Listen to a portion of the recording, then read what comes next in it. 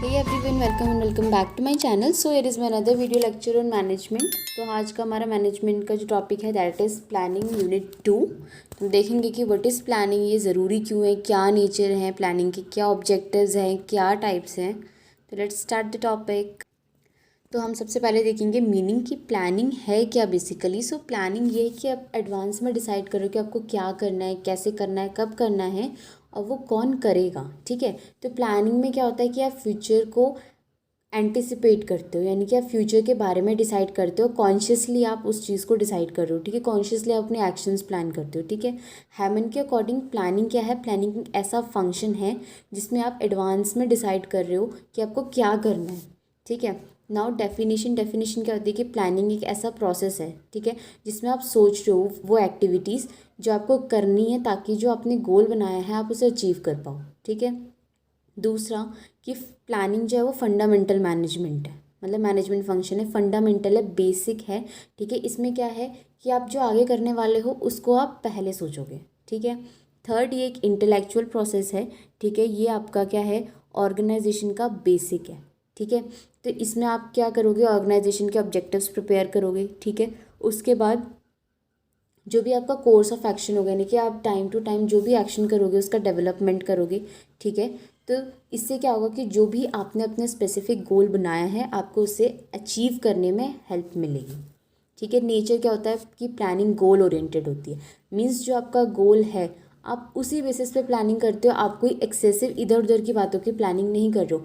It means कि अगर आप कोई कंपनी ओपन अप करनी है तो आप प्लानिंग भी उसी चीज़ के लिए करोगे कि आप अपनी कंपनी को कैसे सेटअप करोगे। ठीक है, दूसरा प्राइमरी फंक्शन है। प्राइमरी फंक्शन क्यों, क्योंकि देखिए जब आपको कोई चीज़ करनी है आप उससे पहले उसको सोच समझ के ही तो कोई स्टेप उठाओगे, तो ये प्राइमरी फंक्शन है, क्योंकि बिना प्लानिंग के आप आगे कुछ भी नहीं कर सकते। Third, planning is all pervasive. Pervasive means कि हर एक लेवल पे प्लानिंग होती है। ये नहीं कि जो आपका टॉप लेवल पे है सिर्फ वही प्लानिंग करेगा, नहीं, आपके हिरार्की वाइज जितने भी लेवल्स हैं, मिडिल लेवल है, टॉप लेवल है, लोअर लेवल है, ठीक है, सीनियर जूनियर, हर कोई अपनी प्लानिंग लेके चलता है। ठीक है, प्लानिंग इज़ कॉन्टिन्यूस प्रोसेस, यानी कि अभी आप कंपनी सेटअप करना चाह रहे हो, आपने सेटअप करने से पहले प्लान किया। ठीक है, बट जो प्रोसेस होता है प्लानिंग का वो कंटिन्यू चलता रहता है। ये नहीं कि मैंने अभी प्लान किया, मैंने कंपनी सेटअप कर ली, प्लान ख़त्म, नहीं, प्लानिंग जो होता है आपका वो कॉन्टीन्यूसली चलता रहता है। उसके बाद है प्लानिंग इज़ फॉरवर्ड लुकिंग, यानी कि आप आगे देख करके ही प्लानिंग कर रहे हो। फॉरवर्ड लुकिंग, आप आगे की सिचुएशंस को देख रहे हो तो आप प्लानिंग करते हो। ठीक है, उसके बाद प्लानिंग क्या है कि एफिशिएंसी की तरफ ज़्यादा काम करती है, क्योंकि जब आप कोई चीज़ प्लान करोगे तो आप उसको ज़्यादा एफिशिएंटली कर पाओगे। ठीक है, जैसे आपको कंपनी सेटअप करनी है, ठीक है, जैसे सपोज, तो आप उसको जब प्लानिंग कर रहे हो तो आप अपने रिसोर्सेज मैनेजमेंट करोगे, बजट मैनेजमेंट करोगे, मैन पावर उस हिसाब से अरेंज करोगे, सो दैट की एफिशिएंसी बढ़ेगी। यानी कि आप पहले बिन प्लानिंग के 10 लोग लगा रहे हो, मगर आप प्लानिंग करके सिर्फ 6 लोग लगा रहे हो, तो आपका काम प्लानिंग करके ज़्यादा एफिशिएंट होगा, क्योंकि आप उन 6 लोगों में वो सारी क्वालिटीज़ ढूंढोगे जो आपने उन 10 में नहीं देखी। ठीक है, देन कम्स इंपॉर्टेंस। अब प्लानिंग इंपॉर्टेंट क्यों है, प्लानिंग क्या है, ऑब्जेक्टिव पर फोकस करता है। ठीक है, और जो रिजल्ट होते हैं उन पर। उसके बाद ये अनसर्टिनिटी हटा देता है, यानी कि आप कुछ चीज़ प्रिडिक्ट करके ही तो काम कर रहे हो। तो आप जैसे कोई हिली एरिया में आपने बिल्डिंग सेटअप करनी है, तो आप वहाँ किस चीज़ का ध्यान रखोगे कि वहाँ पे नेचुरल कैमिटीज़ आती है, अर्थक्वेक्स आते हैं, तो इससे अनसर्टिनिटी क्या हो जाएगी, कम हो जाएगी। ठीक है, रिस्क वगैरह कम हो जाएंगे। ठीक है, उसके बाद आपको सेंस ऑफ डायरेक्शन प्रोवाइड करता है, मीन्स कि आपको किस डायरेक्शन में वर्क करना है ये प्लानिंग बताती है, कि आपने जो पहले डिसाइड किया हुआ है उस हिसाब से आप एक्शन करोगे। फिर कोऑर्डिनेशन में हेल्प करता है, क्योंकि आपने सब कुछ तो पहले से सोच रखा है, तो अभी आपको नहीं सोचना है, अभी आपको कोऑर्डिनेशन पे वर्क करना है। उसके बाद डिसीजन मेकिंग में हेल्प करता है प्लानिंग। ठीक है, उसके बाद कोई भी आप ऑपरेशन कर रहे हो, operation here means any task. ठीक है, मैनेजमेंट में ऑपरेशन मीन्स कोई भी टास्क, तो आप जो टास्क कर रहे हो उसमें आपकी एफिशिएंसी प्रोवाइड करेगा। ठीक है, अब प्लानिंग के टाइप्स होते हैं, operational planning, strategic planning, tactical planning and contingency planning. तो ऑपरेशनल प्लानिंग क्या होती है, ऑपरेशनल प्लानिंग मीन्स कि are about how thing happen, की किस हिसाब से चीज़ें होती हैं। ठीक है, तो इस वाली प्लानिंग में क्या आता है कि जो आपकी जो कंपनी है तो वो आप डे टू डे कैसे रन करोगे, तो ये ऑपरेशनल प्लानिंग है। ऑपरेशन मीन्स कि कोई भी टास्क की प्लानिंग आप कर रहे हो। ठीक है, इसमें क्या है कि आप सिंगल यूज़ प्लान बनाते हो, ठीक है, और ऑन गोइंग प्लान्स बनाते रहते हो। ठीक है, उसमें उसके बाद सिंगल यूज़ प्लान्स क्या होती हैं कि आप एक बार में जितनी एक्टिविटीज़ करोगे वो सारे सिंगल यूज़ प्लान में आएंगी, ठीक है। ऑनगोइंग प्लान्स में क्या आता है कि आप पॉलिसीज़ रख रहे हो कि जब आपकी कोई प्रॉब्लम अप्रोच हो रही है, आपको कोई प्रॉब्लम आ रही है, तो उस टाइम आप कैसे सॉल्व करोगे, उसके लिए आप पॉलिसीज़ रख रहे हो, ठीक है। उसके बाद कोई पार्टिकुलर ऑब्जेक्टिव है आपका, उसको एकम्प्लिश करने के लिए जो स्टेप बाय स्टेप प्रोसीजर्स आप करोगे वो ऑनगोइंग प्लान में आते हैं। मीन्स जो चीज़ें कॉन्टीन्यूस लंबी चलेंगी, बट सिंगल यूज़ प्लान्स में वो चीज़ें एक ही बार में हो जाएंगी, ठीक है। उसके बाद है आपका स्ट्रैटेजिक प्लानिंग। स्ट्रैटेजिक प्लानिंग में क्या है कि all about things need to happen, ठीक है। देखिए ऑपरेशन में हाउ थिंग हैपन की कैसे हो रही हैं, स्ट्रैटेजिक में कैसी चीज़ें होंगी, नीड्स टू हैपन कैसे होनी चाहिए, ठीक है। तो ये क्या आता है, इसमें आपको पूरे बिजनेस का हायर लेवल का ओवरव्यू देखना होता है, क्योंकि जब आप ये चीज़ ज़रूरी चीज़ें होनी कैसी चाहिए तो आपको ओवरऑल देखना होता है, वो आपको शॉर्ट टर्म नहीं होता है, ठीक है। तो ये फाउंडेशनल बेसिस होता है ऑर्गेनाइजेशन का, ठीक है, और ये लॉन्ग टर्म डिसीजंस पे वर्क करता है, ठीक है। उसके बाद जो स्कोप होता है स्ट्रेटेजिक प्लानिंग का, वो कहीं भी हो सकता है, वो आज से नेक्स्ट 2 ईयर्स तक के लिए भी हो सकता है, आज से नेक्स्ट 5 ईयर्स के लिए भी हो सकता है, आज से नेक्स्ट 10 ईयर्स के लिए भी हो सकता है। मीन्स ये लॉन्ग टर्म जाता है, बट ऑपरेशनल उतना लॉन्ग टर्म भी नहीं जाता है, ठीक है। जो इसके इंपॉर्टेंट कंपोनेंट होते हैं वो होता है विजन, मिशन एंड वैल्यूज़, ठीक है। ये हम अपने नेक्स्ट लेक्चर में डिस्कस करेंगे। Then comes tactical planning. Tactical planning means कि what is going to happen, कि अब क्या होगा। तो सबसे पहले हमने देखा था क्या होना है, कैसे होना है, क्या होना है, और अब हम देखेंगे कि क्या होने वाला है। तो टैक्टिकल प्लानिंग हमें यही, वो हमारी टैक्टिकल प्लानिंग जो होती है वो स्ट्रैटेजिक प्लान्स को सपोर्ट करती है, क्योंकि इसमें टैक्टिक्स आती है। देखिए टैक्टिक्स से देखिए, जैसे स्ट्रैटेजी है, स्ट्रैटेजी आप लॉन्ग टर्म बनाते हो कि आप क्या आगे आपको क्या करना है, बट टैक्टिक में आप क्या करते हो कि अगर आपको अभी कुछ प्रॉब्लम आ गई तो आप उसको कैसे सॉल्व करोगे, दैट कम्स इन द टैक्टिकल्स, ठीक है। तो इसमें आप क्या करना है कि जो आपने स्ट्रैटेजिक प्लान बनाया है, अब आपको उसको कैसे अचीव करना है, ये टैक्टिकल प्लानिंग बताएगी। टैक्ट करना, किसी सिचुएशन को सॉल्व करना, आपने स्ट्रैटेजी बना दी, टैक्ट आप यूज़ करोगे उसमें, ठीक है। इसका स्कोप जो होता है ये कम होता है, जैसे कि 1 साल में हो जाना चाहिए, या फिर आप क्या करते हो स्ट्रैटेजिक प्लान्स को इसमें एक्शनेबल चंक्स में ब्रेक करते हो, यानी कि एक्शनेबल चंक्स मीन्स कि छोटे छोटे गोल्स बना देते हो, कि आपका एक लॉन्ग टर्म गोल है, उससे आपने छोटे छोटे गोल्स बनाए ताकि आप उसको ईजिली अचीव करो, ठीक है, शॉर्ट टाइम में। उसके बाद जो टैक्टिकल प्लान होता है वो आपके स्पेसिफिक क्वेश्चन पूछता है कि क्या होना चाहिए, कि मैं ऐसा क्या करूँ कि मेरा स्ट्रैटेजिक गोल जो है वो पूरा हो जाए, ठीक है। Then comes contingency planning. So contingency means situation, ठीक है। तो कॉन्टीजेंसी प्लानिंग नाम से पता चल रहा है कि कॉन्टीजेंसी प्लानिंग हम सिचुएशन के बेसिस पे बनाते हैं, ठीक है। कि ऐसा कभी हो रहा है कि हमने जो सोचा है, क्योंकि हर बार जो हम सोचते हैं वो नहीं होता है, ठीक है, क्योंकि प्लानिंग बेसिकली आपके प्रेडिक्शन पे वर्क करती है, आप अपने हिसाब से सोचते हो। तो कभी कोई चीज़ें होती है जो अनएक्सपेक्टेडली हो जाती हैं, तो तब आपको क्या डिसीजन लेने हैं, ठीक है। कि आपको कोई चीज़ अगर चेंज करनी तो कैसे आप चेंज करोगे, कब चेंज करोगे, ये कॉन्टीजेंसी प्लानिंग में आता है, ठीक है। कॉन्टीजेंसी प्लानिंग हर एक सर्कमस्टांसेस में काम आती है जहाँ आपको चेंज की ज़रूरत है, ठीक है। कॉन्टीजेंसी प्लानिंग ज़रूरी है उन मोमेंट्स में जब चेंजेस को आप नहीं देख सकते, या आप उसको एक्सप्लेन नहीं कर सकते, या वो चेंजेस आपके लाने बहुत ज़रूरी होते हैं, ठीक है।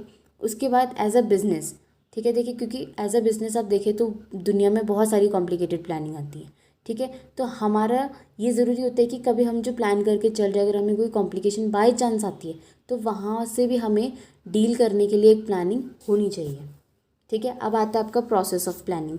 प्रोसेस ऑफ प्लानिंग के स्टेप्स हैं, सबसे पहले डिटर्मिनेशन ऑफ ऑब्जेक्टिव्स, आपके ऑब्जेक्टिव क्या है आपको वो डिटरमाइन करना है, ठीक है। सेकंड, आपको प्लानिंग प्रेमिसेस बताने हैं, ठीक है। प्लानिंग प्रेमिसेस भी हम अपने नेक्स्ट लेक्चर में डिस्कस करेंगे कि क्या होते हैं, ठीक है। थर्ड इज दिस, आपको बेस्ट प्लान आपको सेलेक्ट करना है जो आपके अल्टरनेटिव्स मिल रहे हैं उनसे, ठीक है। Fourth is timing and sequence of operation क्या है आपका, ठीक है। कि आप जो ऑपरेशन है मीन्स टास्क, मैनेजमेंट में ऑपरेशन बेसिकली टास्क होता है, तो आप टास्क की क्या टाइमिंग है, किस सीक्वेंस में आप कर रहे हो, उसके बाद आप फ्यूचर इवेंट्स को एस्टिमेट करते हो, ठीक है। उसके बाद आप एक फॉलोअप एक्शन लेते हो। तो सबसे पहले डिटर्मिनेशन ऑफ ऑब्जेक्टिव्स में आप क्या कर रहे हो कि फर्स्ट स्टेप होता है प्लानिंग का, तो जो आपके ऑब्जेक्टिव्स होते हैं वो आप डिटरमाइन करते हो, कि मीन्स के जो आपके ऑब्जेक्टिव्स है वो डिटरमाइन करते हैं कि आप फ्यूचर में जाके क्या एक्शंस करोगे। Then establishment of planning premises. Planning premises क्या है कि आप इसमें एजम्पशंस लगाते हो फ्यूचर के लिए, ठीक है। तो जब आप जो अजम्पशंस लगा रहे हो, ये आपको क्या करता है, प्लानिंग प्रोसेस के लिए एक फ्रेमवर्क प्रोवाइड करता है। ठीक है, तो ये सबसे बेसिक होता है। और उसके बाद इसमें और बिजनेस इन्वायरमेंट जो होता है वो अनसर्टेन होते हैं। ठीक है, फिर आपको क्या करना है, बेस्ट प्लान, जो आपके बहुत सारे अल्टरनेटिव्स आपके पास होते हैं उसमें से आपको बेस्ट प्लान सेलेक्ट करना है। तो जो प्लानिंग प्रेमिसेस होती है वो क्या करती है, आपको फ्यूचर के बारे में बताती है और ये बताती है कि जो बिजनेस इन्वायरमेंट है वो कितना अनसर्टेन है। तो इसी फोरकास्ट के बेसिस पे आप जो क्या करते हो, अपने अल्टरनेटिव प्लान्स बनाते हो और उसमें से जो आपको बेस्ट लगता है उसका आप सिलेक्शन करते हो। ठीक है, उसके बाद है टाइमिंग एंड सीक्वेंस। ठीक है, जो भी आपके अल्टरनेटिव्स है आपने ढूंढे, आपको उसको समझना है, इवैल्यूएट करना है। ठीक है, उसके बाद जब आप सारे कंसिडरेशन ले लेते हो पॉइंट्स का, यानी कि जब आप सारे पॉइंट्स को समझ लेते हो तो आपका एक अल्टरनेटिव आप सेलेक्ट करते हो। ठीक है, उसके बाद उसी अल्टरनेटिव के बेसिस पे आप डिसीजंस बनाते हो, चॉइसेस बनाते हो। ठीक है, टाइमिंग असेंशियल होती है किसी भी प्लानिंग में। ठीक है, और जो सीक्वेंस है ऑपरेशन का वो भी आपको केयरफुली अरेंज करना होता है, आगे का पीछे आप नहीं कर सकते हो। ठीक है, प्रायोरिटीज़ पहले ही फिक्स होती हैं। फिर फिफ्थ है आपका एस्टिमेशन ऑफ फ्यूचर इवेंट्स, यानी कि देखिए, क्योंकि आपको क्या करना है, फ्यूचर इवेंट्स का एक एस्टिमेट लेना है। प्लानिंग क्या है, प्रिडिक्शन पे बेस्ड है, आपको कुछ एक्यूरेट नहीं पता है तो आप एस्टिमेशन लेते हो। ठीक है, तो आप क्या करते हो कि ट्रेंड को पढ़ते रहते हो कि अच्छा ये कंपनी थी वो ऐसे चल रही थी, वो ऐसे चल रही थी, ऐसे हुआ था। या जैसे आपको टॉफ़ीज़ की कंपनी आपने सेटअप करनी है तो आप देखोगे कि अच्छा कैंडीज़ की इतनी सारी फैक्ट्रीज़ हैं, ऐसे हुआ था, इस कंपनी के साथ ऐसा हो गया था। तो आप ये सारी ट्रेंड स्टडीज़ पढ़ते हो ताकि आप ये देखते हो कि आपके साथ फ्यूचर इवेंट्स क्या क्या हो सकते हैं। तो ठीक है, उसके बाद आप क्या करते हो, आप मार्जिन ऑफ एरर के लिए भी कुछ प्रोविज़न रखते हो। ठीक है, मार्जिन ऑफ एरर मीन्स कि कहीं भी आपसे मिस्टेक हो गई तो वो वाले उसके लिए भी आप कुछ प्रोविजंस रखते हो। ये भी आपकी ट्रेंड स्टडीज़ पे बेस्ड होती है। उसके बाद एक्सपीरियंस, जजमेंट और डिस्क्रिशन, आपका एक्सपीरियंस कैसा है, जजमेंट कैसा है, ठीक है, डिस्क्रिशन कैसा है, उस बेसिस पे आप फ्यूचर इवेंट्स को एस्टिमेट करते हो। ठीक है, फिर follow up action, follow up action में क्या करते हैं आप कि अपने जो भी अपने प्लान्स बनाए अब आप उन्हें धीरे धीरे करना स्टार्ट करेंगे। फॉलो अप एक्शन इसलिए ज़रूरी होता है कि जब आपने प्लान बनाया, ठीक है, तो आप इम्प्लीमेंट करना शुरू कर रहे हो तो आप फिर से एक बार उसको रिव्यू करोगे कि आपने सारे इंपॉर्टेंट पॉइंट्स कवर किए या कहीं आपको अभी चेंजेस और करने हैं या कुछ नया प्लान है आपके मन में आ गया है, ये सब चीज़ें। तो आप रेगुलर फॉलोअप एक्शन करते हो। ठीक है, ये बहुत ज़रूरी भी होता है और इफ़ेक्टिव इम्प्लीमेंटेशन के लिए भी बहुत ज़रूरी होता है। ठीक है, और जो आपने टास्क असाइन करे हैं उसको तो एकम्प्लिश करने के लिए है ही ज़रूरी। ठीक है, अब आप देखते हैं ऑब्जेक्टिव्स क्या होते हैं। ऑब्जेक्टिव आपके तीन चीज़ें हैं, desire, end point and commitment. Desire means कि आपको एक स्ट्रॉन्ग विश आएगी अपनी तरफ से कि मैं ये करना चाहता हूँ या मेरे पास ये होनी चाहिए या ये चीज़ ऐसे होनी चाहिए, that is your desire, objective का पहला मतलब। दूसरा है एंड पॉइंट। ठीक है, यानी कि जो आपका कोई भी पीरियड है या प्रोसेस है उसका फाइनल स्टेज भी ऑब्जेक्टिव होता है। कमिटमेंट की ऐसी एक स्टेट जिसमें आप क्या कर रहे हो, डेडिकेट हो रहे हो किसी कॉज के लिए, एक्टिविटी के लिए कि ये ऐसे हो रही है, कमिटमेंट की ऐसी होनी चाहिए। ठीक है, तो ऑब्जेक्टिव आपके तीन टर्म है, desire, end point and commitment. ठीक है, उसके बाद है management by objective. Management by objective Peter Drucker ने फर्स्ट टाइम यूज़ किया था मैनेजमेंट बाय ऑब्जेक्टिव 1954 में, प्रैक्टिस ऑफ मैनेजमेंट उनकी बुक थी। ठीक है, अब जब ये टर्म और ये आइडिया आया तो ड्रूकर के जो स्टूडेंट थे जॉर्ज ऑडियन, ठीक है, उन्होंने इस आइडिया को फर्दर डेवलप किया अपनी book management decision by objective में जो 1960s में आई थी। ठीक है, एमबीओ पॉपुलराइज हुआ कंपनीज़ में, जैसे हेलेट पैकवर्ड। उन्होंने क्या बोला कि इसकी वजह से उनकी कंपनी जो थी सक्सेस पे गई थी। तो एमबीओ मीन्स क्या, मैनेजमेंट बाय ऑब्जेक्टिव क्या है कि एक ऐसा प्रोसेस है जहाँ एम्प्लॉयर और एम्प्लॉय साथ में काम करते हैं अपने कॉमन गोल्स को अचीव करने के लिए। ठीक है, तो इसमें क्या है, subordinate interest to general interest आता है। सबऑर्डिनेट इंटरेस्ट क्या है कि मेरा इंटरेस्ट किसी और का, मतलब पार्टिकुलर एक हर लोगों का, बट जनरल इंटरेस्ट मीन्स हम सबका इंटरेस्ट। ठीक है, तो ये वहाँ से काम करता है। सबऑर्डिनेट क्या है कि उनका हायर कमिटमेंट रहता है ऑब्जेक्टिव्स के लिए। ठीक है, तो वो क्या करते हैं, वो अपने लिए रखते हैं कि मेरा गोल है कि मुझे ये करना है तो करना है, भले ही आप जिस भी लेवल पे, ये मैटर नहीं करता है, बट आपकी अपने मोटिवेशन पे ये अपने आप की कमिटमेंट होती है। इसमें आपको इस चीज़ को कोई आपको इम्पोज नहीं करता है। ये प्रिंसिपल आपका हेनरी फेल ने दिया था। ठीक है, तो कॉमन गोल क्या है, वो पूरे ऑर्गेनाइजेशन के लिए है। यूनिफाइंग होता है, डायरेक्टिव होता है, प्रिंसिपल होता है मैनेजमेंट का। जैसे कैंडी की कोई फैक्ट्री आपने ओपन की, कंपनी ओपन की, तो उसमें आपका ओवरऑल गोल क्या होगा कि आपकी कंपनी प्रॉस्पर करे, आपकी कैंडीज़ अच्छी बने, वो लोगों को पसंद आए, that is management by objective. तो इसका फंक्शन क्या है, पहले डिपार्टमेंटल गोल्स, ठीक है। गोल जो होता है सिंपली एंड रिजल्ट होता है जो आप चाहते हो कि अचीव हो, ठीक है। तो ऑब्जेक्टिव्स जो होते हैं वो वही कॉन्क्रीट स्टेप्स होते हैं जो आपको, यानी कि बेसिक स्टेप्स होते हैं जो आपको कंप्लीट करने होते हैं ताकि आप अपने गोल्स को अचीव कर सको, ठीक है। और टेक्निक आप यूज़ करते हैं गोल्स को सेट करने के लिए, ठीक है।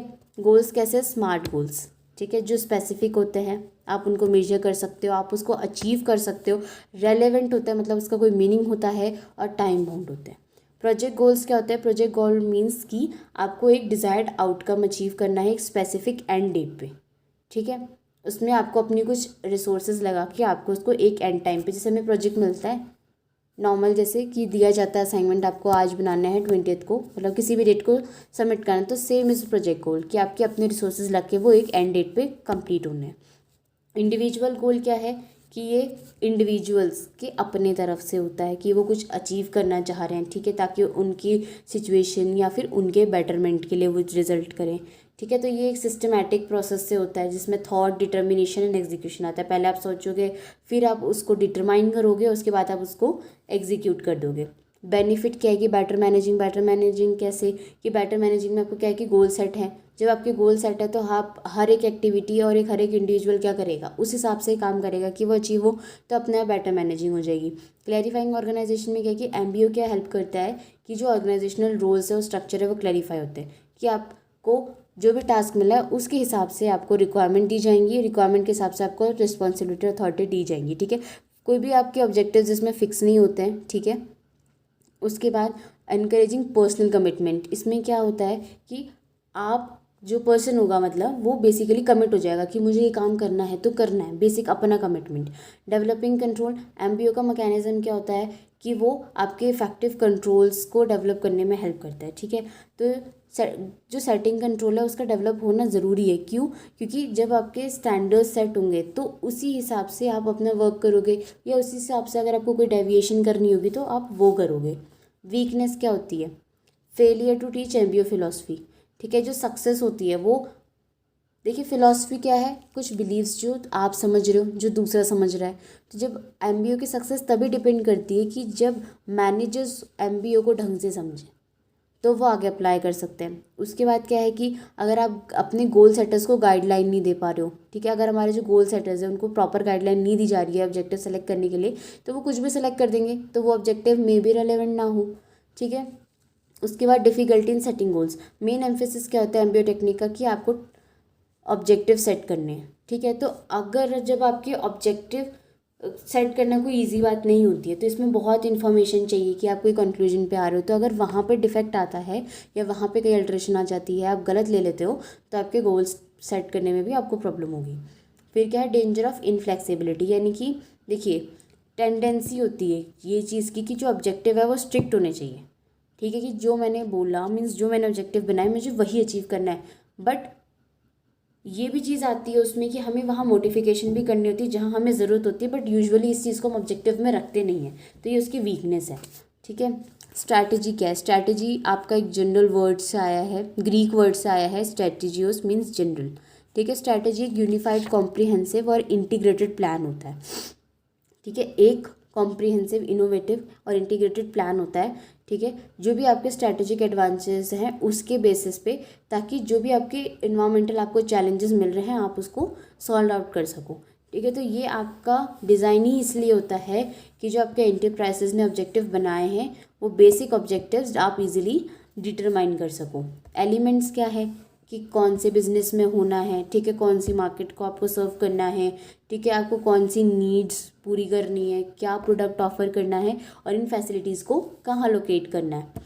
अब देखिए स्ट्रैटेजिक प्लानिंग का नेचर क्या होता है, देखिए हर एक ऑर्गेनाइजेशन की अपनी अपनी स्ट्रैटेजीज़ होती हैं, तो स्ट्रैटेजिक प्लानिंग में आप क्या करते हो कि उन्हीं स्ट्रैटेजीज़ को फॉर्मुलेट करते हो, ठीक है, इम्प्लीमेंट करते हो, इवैल्यूएट करते हो और कंट्रोल करते हो, ताकि जो भी आपने स्ट्रैटेजीज़ बनाई है आपकी ऑर्गेनाइजेशन ने बनाई है वो फुलफिल हो सके। फेजेस क्या होते हैं, सबसे पहले आपको एक स्ट्रैटेजिक इंटेंट बनाना होता है, यानी कि आपको स्ट्रैटेजी किस बेसिस पे बनाना आपको वो रखना है, फिर आपको स्ट्रैटेजीज़ बनानी है गोल के बाद, उसके बाद आपको उसको इम्प्लीमेंट करना है, उसके बाद आपको उसका कंट्रोल इवैल्यूएशन करना है। स्टैब्लिशमेंट में क्या करते हो, जो आपकी स्ट्रैटेजिक इंटेंट क्या होती है, ये आपकी एक ऐसी स्टेटमेंट होती है कि आपको बेसिकली आपका जो कंपनी है या ऑर्गेनाइजेशन है उसको बेसिकली किस पॉइंट पे जाना है, वो क्या लॉन्ग टर्म में अचीव करना चाहती है। ठीक है, तो इसमें पर्पस आता है। ठीक है, कि जो एक ऑर्गेनाइजेशन चाह रही है कि वो अचीव करना चाह रही है, वो क्या करना चाह रही है, वो क्यों करना चाह रही है, पर्पस आता है। अब आप स्ट्रेटजीज कैसे फॉर्मुलेट करते हो, आप इन्वायरमेंटल अप्रेजल परफॉर्म करते हो। ठीक है, उसके बाद ऑर्गेनाइजेशनल अप्रेजल लेते हो, उसके बाद आप कॉर्पोरेटिव लेवल की स्ट्रेटजीज बनाते हो, फिर बिजनेस लेवल की स्ट्रेटजीज बनाते हो, फिर एनालिसिस करते हो, फिर अपने स्ट्रेटजी को उसमें से सेलेक्ट करते हो। इम्प्लीमेंटेशन में क्या करते हो, आप एक्टिवेट करते हो स्ट्रेटजीज़ को। ठीक है, स्ट्रक्चर्स को डिज़ाइन करते हो, सिस्टम को डिज़ाइन करते हो, प्रोसेस को डिज़ाइन करते हो। ठीक है, उसके बाद आप बिहेवियरल इम्प्लीमेंटेशन करते हो। ठीक है, मैनेजर का। ठीक है, मैनेजिंग, फिर आप फंक्शंस जो हैं फंक्शनल इम्प्लीमेंटेशन मैनेज करते हो, ऑपरेशनलाइजिंग स्ट्रेटजीज मेंटेन करते हो, परफॉर्म करते हो लास्ट में क्या, स्ट्रेटजी की वैल्यूएशन एंड कंट्रोल। तो इसमें आप क्या कर रहे हो, आपके स्ट्रेटजी की वैल्यूएशन आप करोगे। ठीक है, फिर स्ट्रेटजिक कंट्रोल आप प्रैक्टिस करोगे, उसके बाद आप रीफॉर्मुलेट करोगे स्ट्रेटजीज़ को अगर कहीं आपको ज़रूरत है तो so this is the end of my lecture. Hope you all guys found it useful, and if you have any queries, please drop them in the comment section, and don't forget to like, subscribe and share my channel. Thank you so much.